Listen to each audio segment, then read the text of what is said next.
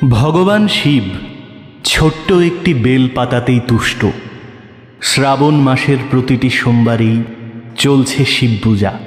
শুধু শ্রাবণ মাসই নয়, প্রত্যেক সোমবারেই করা হয় দেবাদিদেব মহাদেবের পূজা। সোমবারের ব্রত করার জন্য সাধারণত কষ্টসাধ্য কোনো বিধান মানার প্রয়োজন নেই। ভক্তিপূর্ণ হৃদয়ে প্রভু পার্বতীপতির উদ্দেশ্যে জল, সুগন্ধযুক্ত ফুল, কিছু ফল এবং বেলপাতা অর্পণ করলেই প্রভু শিব তা প্রসন্ন হয়ে গ্রহণ করেন। তবে আপনার অনিচ্ছাকৃত ভুল পূজা পদ্ধতি হয়তো বিপদ ডেকে আনতে পারে। মহাদেবের আশীর্বাদ পেতে তাই শাস্ত্র মতে সঠিক পদ্ধতিতে পূজা করাই শ্রেয়। এখানে সংক্ষেপে একটি শৈব পুরাণ থেকে প্রাপ্ত বিধি মন্ত্রসহ তুলে ধরা হলো। এই বিধি মেনে যে কোনো সোমবারের শিবপূজা অনায়াসেই করতে পারবেন, তাই সম্পূর্ণ ভিডিওটি অবশ্যই দেখবেন। ব্রতের উপকরণ: আতপ চাল, দূর্বা, একটি তামা অথবা পিতলের ঘটি, গঙ্গাজল। যদি পঞ্চামৃত দিয়ে অভিষেক করাতে চান তবে দুধ, দই, ঘি, মধু ও শর্করা, এই 5টি অমৃত অর্থাৎ পঞ্চামৃত। এবার শর্করা হিসেবে চিনির জল বা আখের রস। 5 নম্বর, পানীয় জল, সুগন্ধি পুষ্প, বেলপাতা, চন্দন, নৈবেদ্য হিসেবে পাকা কয়েকটি ফল, ধূপ, দীপ, ঘিয়ের দীপ, আসন কুশের অথবা কম্বলের। এইবার শুরু করার আগে বিশেষ কিছু কথা। যে কোনো সোমবারের ব্রত এভাবেই পালন করবেন। এই সোমবার ব্রত সকালেই সেরে নিতে পারেন অথবা সন্ধ্যার সময় করতে পারেন। সেক্ষেত্রে সকাল থেকে সারাদিন উপবাসী থেকে বিকেলের পর সন্ধ্যাবেলায় শিব আরাধনা করবেন। এই পদ্ধতিকেই প্রদোষ সোমবারের ব্রত বলা হয়। শ্রাবণ মাসের প্রত্যেক সোমবারেই এই পদ্ধতিতে পূজা সম্পন্ন করতে পারবেন। সোমবারের পূজার জন্য করণীয়: সকালের করণীয় কর্ম: সকালে ঘুম থেকে উঠে শিব গৌরীর স্মরণ করুন হাত জোর করে। তার মন্ত্র বলছি: কর্পূরং গৌরং করুণাবতরং সংসার সারম ভুজগেন্দ্রহারম সদা বসন্তং হৃদয়ারবিন্দে ভবং ভবানী সহিতম নমামি। অথবা মনে মনেও কল্পনা করতে পারেন। এবার ব্রত সংকল্প করুন এই মন্ত্রে। মন্ত্রটি দেয়া রইল। এই মন্ত্রটি বলতে অসুবিধা হলে এই সহজ ভাষায় সংকল্প করুন: দেব দেব মহাদেব, হে নীলকণ্ঠ, আপনাকে নমস্কার করি। হে দেব পরমেশ্বর, আমি আপনার সোমবার ব্রতের অনুষ্ঠান করতে চাই। হে মহেশ্বর প্রভু শিব, আপনার প্রভাবে এই ব্রত যেন সম্পূর্ণ নির্বিঘ্নেই সম্পন্ন হয় এবং কামাদি শত্রু যেন আমাকে পীড়া প্রদান না করে। এরপর উপবাসী থেকে স্নান করবেন ওম নমঃ শিবায় জপ করে। স্নান সেরে শুদ্ধ বস্ত্র ধারণ করে ত্রিপুণ্ড তিলক অর্থাৎ মহেশ্বরের কপালে যে 3টে দাগ থাকে সেই রকম ও রুদ্রাক্ষ ধারণ করবেন। বৃক্ষে জল দেবেন এবং কিছু পশু পাখিদের অথবা কীটপতঙ্গকে খাদ্যবস্তু প্রদান করবেন। এবার হাত ধুয়ে নিন। উপাসনার সময়ে করণীয় কর্ম: উপাসনা কক্ষে অথবা শিব মন্দিরে পৌঁছে গঙ্গা জল চারিদিকে ছিটিয়ে দিন ওম নমঃ শিবায় উচ্চারণ করে করে। শিবলিঙ্গ অথবা শিব বিগ্রহ অথবা যদি চিত্র থাকে তার সামনে আসন পেতে তার উপর উত্তর দিকে মুখ করে বসুন। সর্বপ্রথম শিব স্মরণ করুন। ওম নমঃ শিবায় 3 বার বলুন।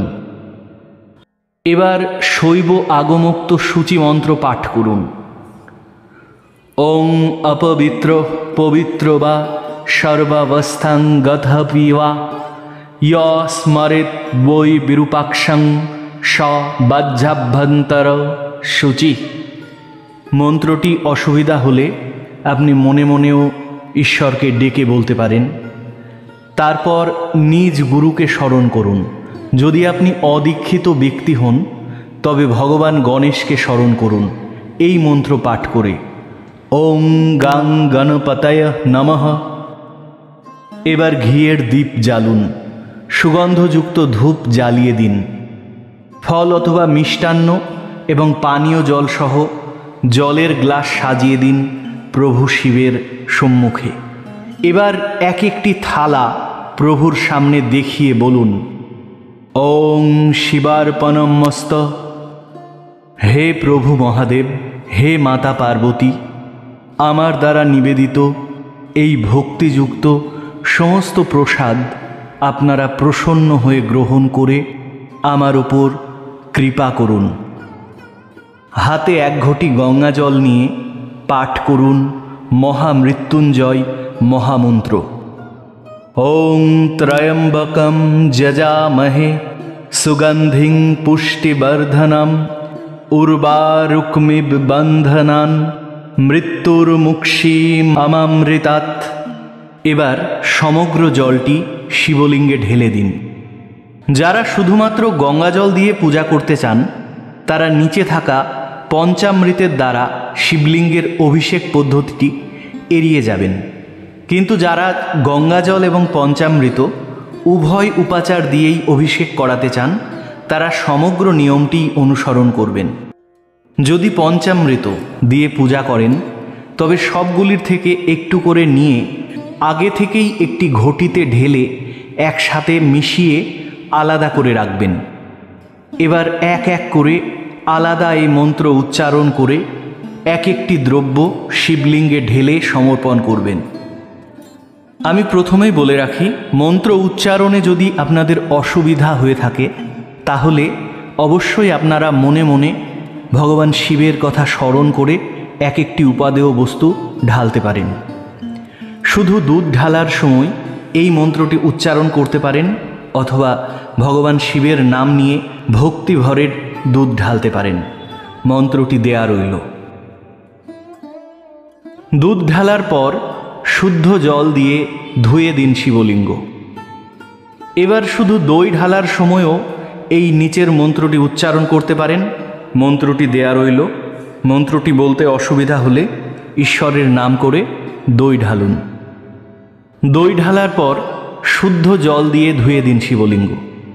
এবার শুধু ঘৃত ঢালার সময় একইভাবে নিচের মন্ত্রটি উচ্চারণ করবেন এবং ঘি ঢেলে দিবেন এবং মন্ত্র উচ্চারণে সমস্যা হলে ভগবান শিবের কথা স্মরণ করে ঘৃত প্রদান করবেন।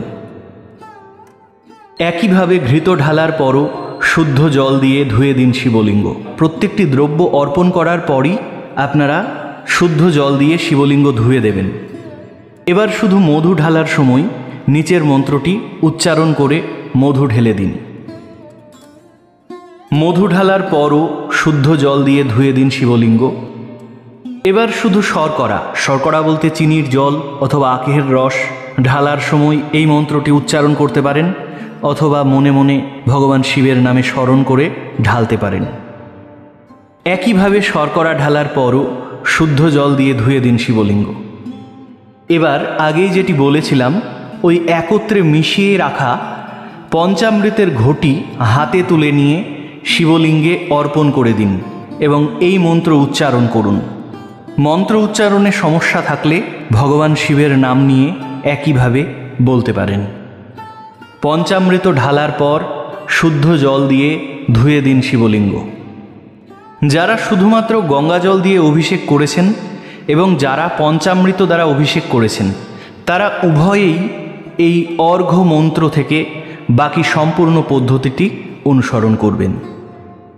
এবার অর্ঘ্য নিবেদনের জন্য হাতে দূর্বা আতপ চাল নিয়ে এই মন্ত্র উচ্চারণ করে শিবলিঙ্গে প্রদান করুন।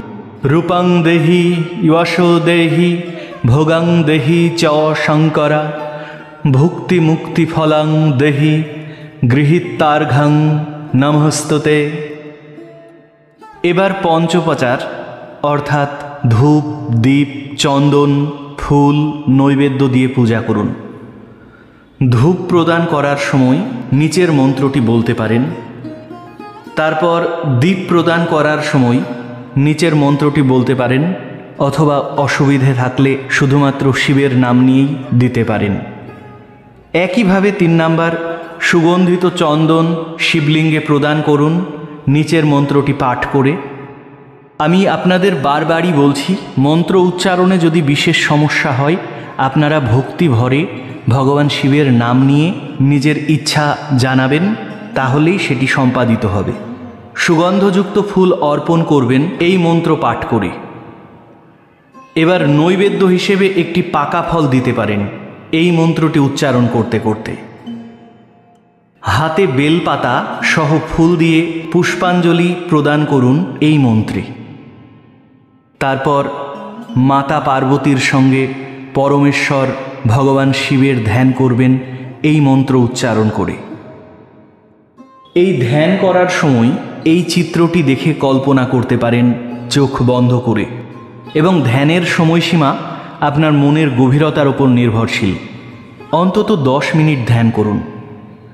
ধ্যানের পর এবার 108 বার স্বরাক্ষর মহামন্ত্র জপ করুন। রুদ্রাক্ষমালা অথবা হাতের শৈবমালাতেও জপ করতে পারেন। ওম নমঃ শিবায়। জপের পর মাতা পার্বতীর উদ্দেশ্যে জপ করুন স্বরাক্ষরী মহামন্ত্র।